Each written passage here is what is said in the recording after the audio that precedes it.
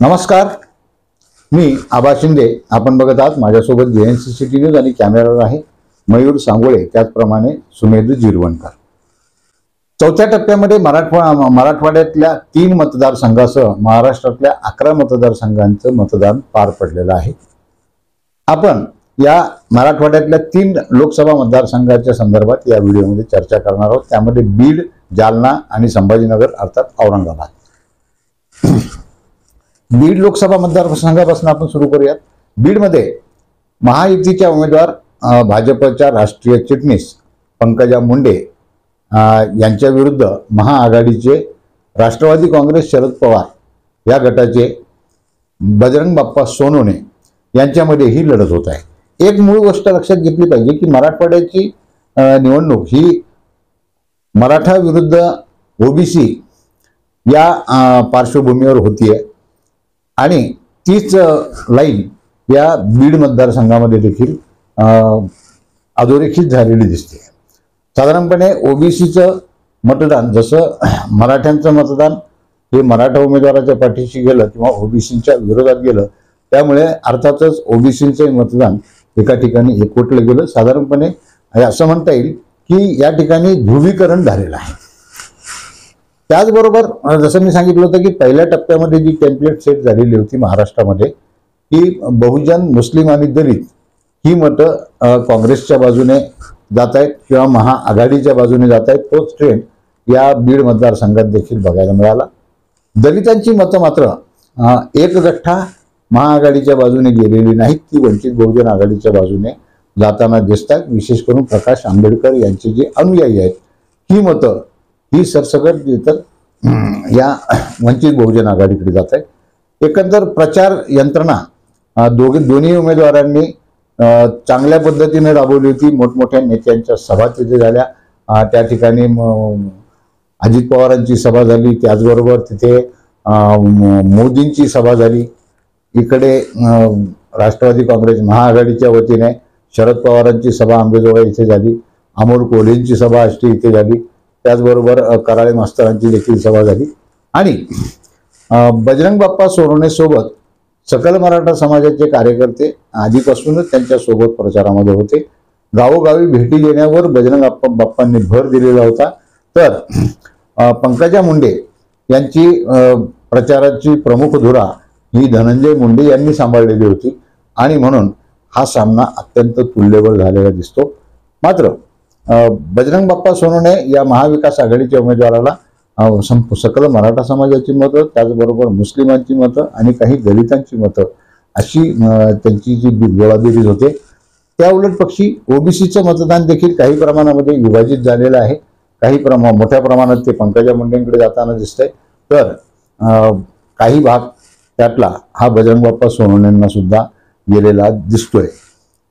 मुस्लिम मतं मात्र मोठ्या संख्येनं ही बजरंग बाप्पा सोनवणेंच्या बाजूने गेलेली दिसत आहेत आणि म्हणून या ठिकाणचा निकाल हा फार मोठ्या फरकाने लागणार नाही.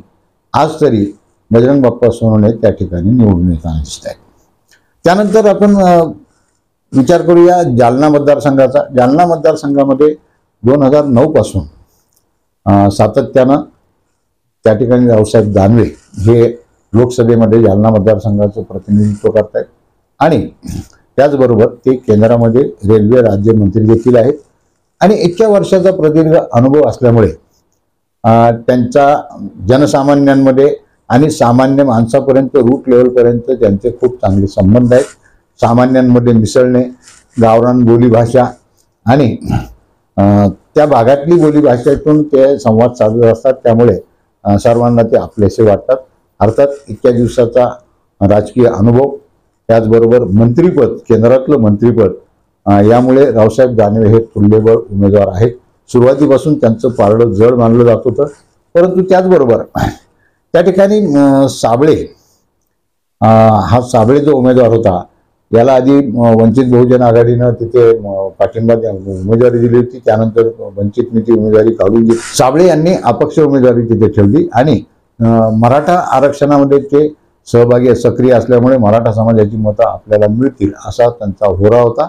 सुरुवातीला तसं चित्रही उभं राहिलं, मात्र त्या ठिकाणी दस्तूरखुद्द मनोज जरांगे यांनी साबळे हे आमचे उमेदवार नसल्याचे आणि ते निवडून येण्याची कुठलीही शक्यता नसल्याचं त्यांनी वक्तव्य केल्यामुळे मराठा समाज किती संख्येनं त्यांच्या पाठीशी उभा राहतो हे पाहणं देखील महत्त्वाचं ठरणार आहे.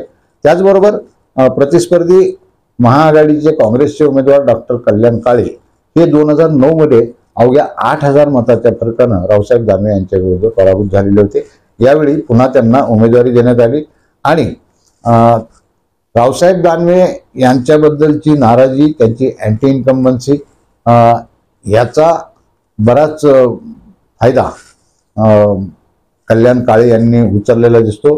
विशेष करून ज्या भागामध्ये नाराजी होती त्यामध्ये सुळेगाव, फरदापूर, सिल्लोड, त्याचप्रमाणे इकडे पैठण आणि औरंगाबाद शहराचा जो भाग या जालना मतदारसंघामध्ये येतो त्यामध्ये तुमचं चिकलठाणा, मुकुंदवाडीचा पुढचा परिसर, इकडे तुमची पिसादेवी आणि नारेगाव हा सगळा परिसर जो आहे या ठिकाणी याच्या यावत झाडून ह्या लोकांनी त्या ठिकाणी डॉक्टर कल्याण काळे यांना मतदान केल्याचं दिसून आलं.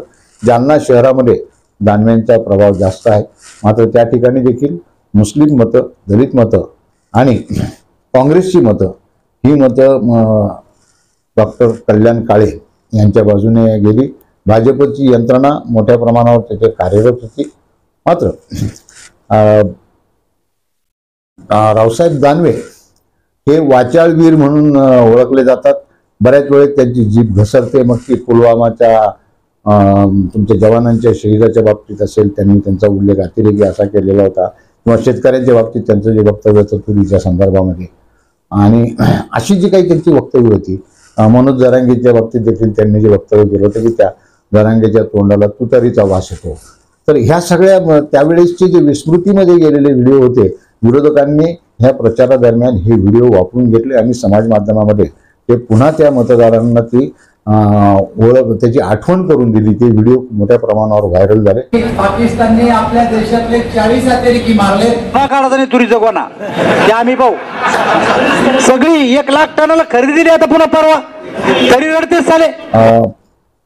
तुमच्या डिजिटल प्रचाराच्या बाबतीत विचार केला तर सोशल मीडियामध्ये डॉक्टर कल्याण काळे यांचा प्रचार खूप प्रभावी ठरला. त्यांची सोशल विंग जी होती, एकतर दिल्लीवरनं आलेली टीम तीही काम करत होती, त्याचबरोबर वैयक्तिक डॉक्टर कल्याण काळे यांची जी टीम होती ही टीम देखील अनुभवी टीम आहे आणि सोशल मीडियामध्ये त्यामुळे ते आघाडीवर राहिले. सोयगाव, फरदापूर या लोकांचं म्हणणं असं होतं तिकडच्या की खासदारकीच्या काळामध्ये एवढ्या वर्षाच्या कालावधीमध्ये रावसाहेब दानवे तिकडे फिरकलेच नाही, त्यामुळे त्यांचा रोष होता. औरंगाबादचा जो भाग मी तुम्हाला सांगितला त्या ठिकाणी अशीच परिस्थिती होती आणि एकंदर त्या ठिकाणचा मताचा टक्का आपण शेवटी सगळ्या तिन्ही मतदारसंघाची टक्केवारी मी तुम्हाला सांगणार आहे किती टक्के मतदान झालेले. हे सगळं बघता तिथे सुद्धा टफ कॉन्टेस्ट आहे, मात्र त्या ठिकाणी आज तरी कल्याण काळे यांची निवडून येण्याची शक्यता जास्त आहे. आता आपण चर्चा करूयात संभाजीनगर अर्थात औरंगाबादची लढत ही या ठिकाणी मात्र मराठा आरक्षणाचा तितकासा प्रभाव पडलेला दिसत नाही. त्याचं कारण असं की मराठा आरक्षणाची भूमिका ही महायुतीच्या विरोधामध्ये आहे. महायुतीला पाडा असे त्यांचे संकेत दिलेले होते आणि त्यामुळे आणि इकडे महाआघाडीचा उमेदवार हा ओबीसीचा आहे, त्यामुळे या ठिकाणी मराठा आंदोलकांनी स्पष्ट अशी काही भूमिका घेतलेली नाही. त्याचबरोबर विद्यमान खासदार इम्तियाज जलील यांच्यासोबत ही तिरंगी लढत होईल असं एक चित्र होतं की महायुतीचे उमेदवार विद्यमान मंत्री संदीपान भुमरे, त्याचप्रमाणे महाआघाडीचे चंद्रकांत खैरे आणि MIMचे इम्तियाज जलील. मात्र या ठिकाणी वंचित बहुजन आघाडीनं मुस्लिम उमेदवार दिला, अफसर खान नगरसेवक यांना उमेदवारी दिली. त्यामुळे मुस्लिम मतांचं विभाजन हेच टार्गेट वंचित बहुजन आघाडीचं होतं की काय अशी शंका लोकांच्या मनामध्ये येऊ लागलेली आहे. एकंदर ह्या प्रचार जेव्हा मतदानाचा जेव्हा आम्ही सर्वे केला मतदान होत असताना, तर हिंदू बहुल भागामध्ये मतदारांची उत्साह सुरुवातीला चांगला होता सकाळच्या वेळेस. मुस्लिम बहुल भागामध्ये तो मतदारांचा उत्साह सकाळच्या सत्रामध्ये कमी होता. मात्र दुपारच्या सत्रामध्ये मुस्लिम मतदार हे बऱ्यापैकी बाहेर पडले. परंतु जो खरा मुस्लिम बहुल भाग आहे, मग त्यामध्ये अगदी तुमच्या त्या कटकट गेटपासून तर इकडे रोशन गेट, किराडपुरा, त्यापुढे बुडी लेन, सिटी चौक ह्या भागामध्ये तेवढा काही उत्साह दिसला नाही. इव्हन सिटी क्लबच्या समोरचा भाग, तिथे बुडी लेनचा भाग, या ठिकाणी इम्तियाज जलील यांचं कार्यालय, मात्र त्या बूथवर सुद्धा तेवढी काही वर्दळ दिसली नाही. एकंदर मुस्लिम समाजामध्ये मतदानाच्या बाबतीत थोडीशी उदासीनता दिसून आली. टक्का नक्कीच त्यांचा जास्त झालेला आहे, तरी पण ज्या प्रमाणामध्ये मुस्लिमांची मतं होणं अपेक्षित होतं तेवढी झाली नाही. आणि जी काही मतं झाली ती मतं विभागली गेली. त्यामध्ये बराचसा भाग हा इम्तियाज जलीलच्या पाठीशी उभा राहिला. त्यानंतर दुसऱ्या क्रमांकावर ही मतं मशालला गेली, कारण महाविकास आघाडीच्या पाठीशी मुस्लिम समाज ह्यावेळेस बऱ्याच ठिकाणी उभा आहे. त्या टेम्पलेटनुसार ती मतं तिकडे गेली आणि काही मतं ही वंचित बहुजन आघाडीचे उमेदवार अफसर खान यांना देखील गेलेली आहेत. त्यामुळे इम्तियाज जलील यांच्या मतांमध्ये मोठी घट झालेली आहे. एकतर वंचित बहुजन आघाडीसोबत नसल्यामुळे ती वंचितची सगळी मतं त्यांची मायनस झालेली आहेत. मग त्यांची सगळी दारोमदार ही मुस्लिम मतांवर आणि इंटेलेक्च्युअल क्लासच्या लोकांवर होती. त्यापैकी मुस्लिम मतांचं देखील विभाजन झालं. म्हणून या स्पर्धेमध्ये इम्तियाज जलील बरेच मागे पडलेले दिसत आहेत. आता राहिला प्रश्न भुमरे आणि चंद्रकांत खैरे यांचा. तर चंद्रकांत खैरे यांचं पारडं या ठिकाणी थोडंसं जड दिसतंय, कारण दलितांची मतं त्यांना मिळाली, मुस्लिमांची मतं मिळाली, ओबीसीची मतं मोठ्या संख्येनं मिळाली आणि मराठ्यांची, प्रस्थापित मराठ्यांची मतं ही भुमरेंच्या पाठीशी गेलेली दिसतात. मात्र विस्थापित मराठ्यांची मतं ही चंद्रकांत खैरेंच्या बाजूने गेलेली दिसतात. आणि म्हणून सुरुवातीपासूनच एकतर भाजप किंवा महायुतीला या संभाजीनगरमध्ये उमेदवार घोषित करण्यासाठी खूप उशीर झाला.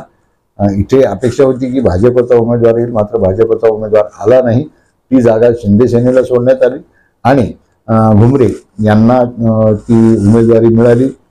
त्यामुळे भाजपचं थिएटर देखील म्हणावं तसं या निवडणुकीच्या प्रचारामध्ये किंवा मतदानाच्या प्रक्रियेमध्ये तेवढंसं काही सक्रिय राहिलं नाही. आणि भाजप इथं मताचा जो टक्का कमी झालेला आहे त्या टक्क्याचा परिणाम देखील हा भुमरेंना भोगावा लागेल किंवा त्यांच्या पथ्यावर पडणार नाही, त्यांच्या मुळावर येईल असं वाटते. आणि एकंदर या ठिकाणी चंद्रकांत खैरे हे निवडून येण्याच्या स्थितीमध्ये आहेत असं म्हटलं तर काही वावगं ठरू नये. आणि इम्तियाज जलील यांची शर्यत मात्र आता दुसऱ्या तिसऱ्या नंबरसाठी त्यांची शर्यत असणार आहे. तर ही होती एकंदर या मराठवाड्यातल्या 3 मतदारसंघांची परिस्थिती आणि ह्या संदर्भामध्ये आम्ही सगळं केलेलं आकलन आणि त्याचं विश्लेषण. अर्थात नेमकं काय होणार आहे हे तर 4 जूनलाच कळणार आहे. तोपर्यंत ही सगळी माहिती आम्ही आपल्यासाठी घेऊन आलेलो, हे सगळं विश्लेषण घेऊन आलो. हा व्हिडिओ आपल्याला कसा वाटला हे आम्हाला कॉमेंट बॉक्समध्ये अवश्य कळवा. आणि जर हा व्हिडिओ आवडला असेल तर लाईक आणि शेअर करायला विसरू नका. आणि त्यानंतर आमचं चॅनल सबस्क्राईब करून बेल आयकॉनचं बटन दाबायला विसरू नका, जेणेकरून असेच नवनवीन व्हिडिओ आपल्याला प्राधान्यानं बघायला मिळतील. तोपर्यंत काळजी घ्या. नमस्कार.